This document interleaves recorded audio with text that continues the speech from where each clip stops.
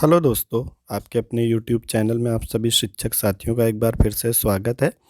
आज हम इस वीडियो में चर्चा करेंगे निष्ठा की ट्रेनिंग में जो कोर्स 7वां आया है प्राथमिक कक्षाओं में बहुभाषी शिक्षण, इसकी प्रश्नावली का, जिससे कि जब हम कोर्स पूरा करके प्रश्नावली करें तो आसानी से 70% मार्क्स लाके इसका सर्टिफिकेट प्राप्त कर लें। तो आइए वीडियो को शुरू करते हैं।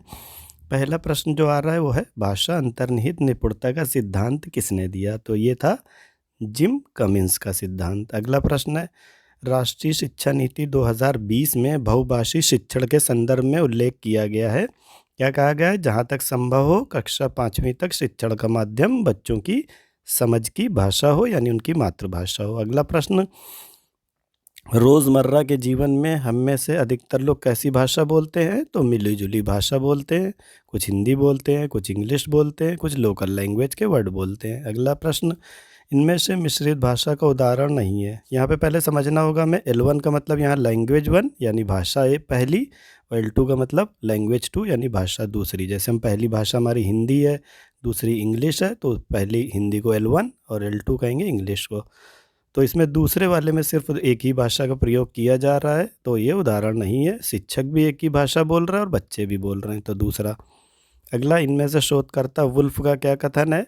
शिक्षा में भाषा ही सब कुछ नहीं है, लेकिन भाषा के बिना शिक्षक में सब कुछ कुछ भी नहीं है। अगला प्रश्न, बुनियादी साक्षरता और संख्या ज्ञान FLN जो ट्रेनिंग हम कर रहे हैं, इसकी सफलता कैसे आवश्यक है? तो बच्चे की परिचित भाषा का अगर प्रयोग करके आप सिखाएंगे तो वो उसकी सफलता उसे मिलेगी।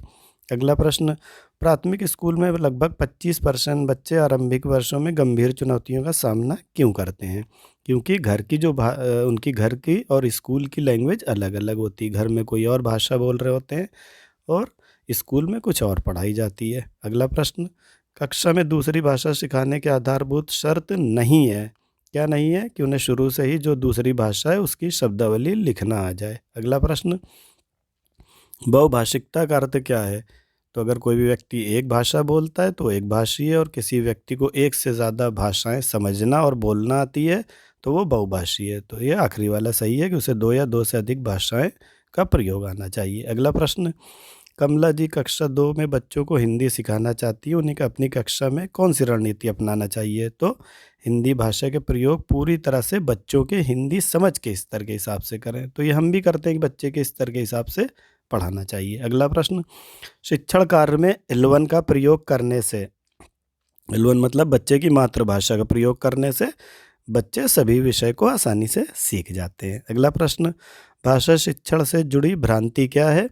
तो भ्रांति यही है कि बच्चे को जितनी छोटी उम्र में आप पाठ्य पुस्तक जो भी दूसरी लैंग्वेज की हैं वो दे देंगे तो वो जल्दी से सीख जाएगा। ये सही नहीं है। अगला प्रश्न, इनमें से सही कथन क्या है? भाषाएं परस्पर एक दूसरे से मिले जुले रूप से विकसित होती हैं। अगला प्रश्न, इथोपिया के भाषा संबंधी मॉडल के अध्ययन से क्या निष्कर्ष निकलता है? यही निकलता है कि मातृभाषा में बच्चा जब अध्ययन करता है तो सभी विषय को अच्छे से सीखता है। दोस्तों, एक बात को ध्यान रखिएगा, अलग अलग प्रश्नावली में ये जो ऑप्शन है ये ऊपर नीचे आ रहे हैं। जैसे यहाँ पे ऑप्शन अगर ये दूसरा आ रहा है तो हो सकता है आपकी प्रश्नावली में तीसरे, चौथे या पहले नंबर पे हो। तो प्रश्न को पढ़ के उनका आंसर बड़े ध्यान से देखिएगा। अगला प्रश्न लेते हैं, प्रथम भाषा यानी लैंग्वेज 1 से क्या तात्पर्य है? तो बच्चे की समझ की भाषा, यानी बच्चा जो मातृभाषा बोलता है उसकी वही वो लैंग्वेज 1 या भाषा 1 कहलाती है। साथियों, अगर अभी तक आपने चैनल को सब्सक्राइब नहीं किया है तो अभी सब्सक्राइब कर लें, जिससे कि विभाग से जुड़े जो भी वीडियो, जो भी जानकारी है वो आपको समय से मिलती रहें। चलिए अगला प्रश्न लेते हैं, वह भाषा जो औपचारिक तौर पर पाठ्यपुस्तकों, शिक्षक सामग्री और शिक्षण प्रक्रिया में इस्तेमाल की जाती है वो क्या कहलाती है? शिक्षण का माध्यम कहलाती है। अगला प्रश्न, इनमें से सही कथन क्या है? भाषाएं एक दूसरे से विकसित होती हैं। अगला प्रश्न, बच्चे शुरू में क्या परेशानी फील करते हैं? वही आ गया प्रश्न, घर की और स्कूल की भाषा में अंतर होने से उन्हें कठिनाई आती है। इसमें से क्या, इस कोर्स से हमने क्या सीखा? तो यही कि जिन क्षेत्रों में बच्चों की भाषा को शिक्षण का माध्यम नहीं बनाया जा सकता है वहाँ बच्चों की भाषा का कार्य नैतिक तौर पर मौखिक प्रयोग करना चाहिए। अगला प्रश्न लेते हैं, भारत की जनगणना 2011 के अनुसार भारत में कुल कितनी मातृभाषाएं बोली जाती हैं? तो 1369। अगला प्रश्न, इनमें से कौन सा कथन बहुभाषी शिक्षण के संदर्भ में सही है? बच्चों की भाषा को दूसरी भाषा सिखाने के लिए स्कैफोल्ड के रूप में प्रयोग किया जाता है, तो बच्चे दूसरी भाषा आसानी से सीखते हैं। बुनियादी साक्षरता और संख्या ज्ञान की सफलता किस पे निर्भर करती है कि बच्चों को उनकी परिचित भाषा में पढ़ाया जाए। अगला प्रश्न लेते हैं, गलत कथन कौन सा है कि मातृभाषा में अध्ययन से बच्चे अन्य विषय सीखने में उन्हें कठिनाई होती है, कि अगर आप मातृभाषा में सिखा रहे हैं तो बच्चे और भाषाएं नहीं सीख पाएंगे, ये गलत है कथन। अगला प्रश्न, बहुभाषी शिक्षण के लाभ में शामिल नहीं है कि कक्षा 1 में अंग्रेजी पढ़ना लिखना सीख जाएगा, ये लाभ नहीं है। कोर्स में वर्ली पेंटर की कहानी देने का क्या उद्देश्य है? तो आवश्यकता अनुसार एक से अधिक भाषाओं के उपयोग के बारे में बताना, कि जहाँ पे ज़रूरत हो वैसी भाषा प्रयोग करें। अगला प्रश्न, आरंभिक वर्षों में बच्चों की शिक्षा का माध्यम उनके घर की भाषा ही होनी चाहिए, क्योंकि भाषा सोचने समझने और सभी विषयों को सीखने का आधार है। तो जब बच्चे की भाषा से आप सिखाएंगे तो वो जल्दी समझेगा और उससे जल्दी अपना जुड़ाव भी महसूस करेगा। अगला प्रश्न लेते हैं, असम में चाय के बगीचों में काम करने वाले आदिवासी समूह के बीच की भाषा को कह सकते हैं लिंक भाषा, यानी वहाँ कई सारी भाषाएं प्रयोग होती हैं। UDISE के अनुसार भारत के स्कूलों में शिक्षण का माध्यम कितनी भाषाएं हैं? तो 36 भाषाओं में ये शिक्षा दी जाती है भारत में। भाषा के कारण क्षति उठाने वाले बच्चों में कौन शामिल नहीं है? अंग्रेजी माध्यम में पढ़ने वाले बच्चे जिनके घर में अंग्रेजी भाषा का ही माहौल है, तो उन्हें लैंग्वेज की वजह से कोई परेशानी नहीं होती है। अगला, लिंक भाषा का प्रयोग किस परिस्थिति में किया जाता है? जब विभिन्न भाषा संबंधी समुदाय के लोग एक साथ रहते हैं, तो लिंक यानी मिलीजुली भाषा जो पढ़ाई जाती है।